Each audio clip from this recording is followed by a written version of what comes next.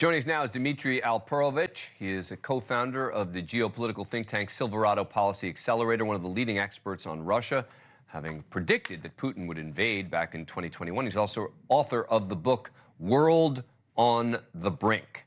Thank you very much for joining us. Appreciate it.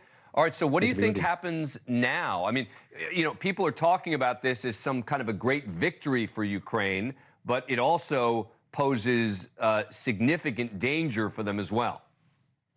This was really a gamble on the part of President Zelensky. And today we actually learned what the ultimate goal of this operation was, because there was speculation. Was it a case of trying to lure Russian troops out of Ukraine and ease the defense of the Donbass region, where the Ukrainians were steadily losing territory? And Zelensky today announced that this is essentially what he called an exchange fund, meaning that this territory that they're taking in the Kursk Oblast in Russia may potentially be used in negotiations later on with Russia to try to exchange it for territory that the Russians have captured in Ukraine. But the key question is, can they hold it? Because this is going to be an assault by the Russians coming probably in the coming days and weeks against this position of the Ukrainians in this Russian territory, and it's going to be very, very difficult for them to hold on.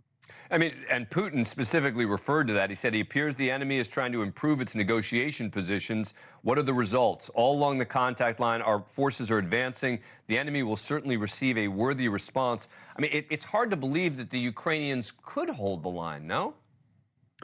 It's going to be very difficult for sure. Now, the Russians have been very disorganized. The units that were there were conscripts. They did not expect this. It's clear that the Ukrainians have achieved at least a tactical surprise and have routed them.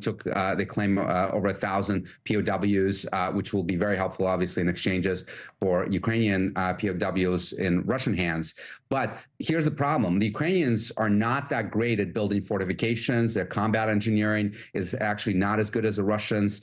They need a lot of excavators, a lot of cement, a lot of capabilities to build trenches and minefields very, very rapidly to try to hold on. And of course, they're still fighting and trying to expand the enlargement that they've established in that oblast. So can they do both? That's a big question.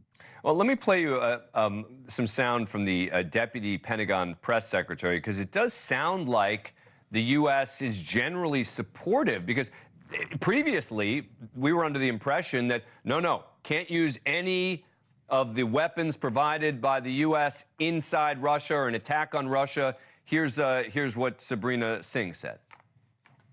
Yes, it is. It is consistent with our policy, and we have supported Ukraine from the very beginning to defend themselves against attacks that are coming across the border and for the need for crossfires.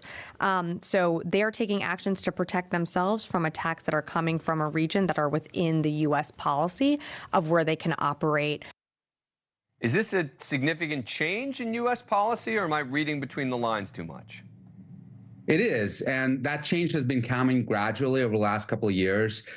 You're absolutely right that we initially had a red line. No U.S. weapons would be used in Russian territory, but we've been eroding that red line, particularly in the last couple of months. We still have a red line, at least ostensibly, on the use of long-range missiles that we've given, like the ATACMS missiles on Russian territory. So that still holds. It's probably the case that the F-16s that they've just released also cannot be used in Russian territory, although they're unlikely to do so anyway, given the small numbers that they have.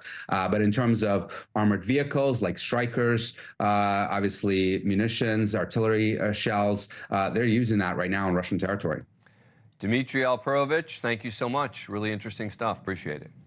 Thanks for having me. Thanks for watching. Go to joinnn.com to find NewsNation on your screen. And don't forget to click the red subscribe button below to get more of NewsNation's fact-driven, unbiased coverage.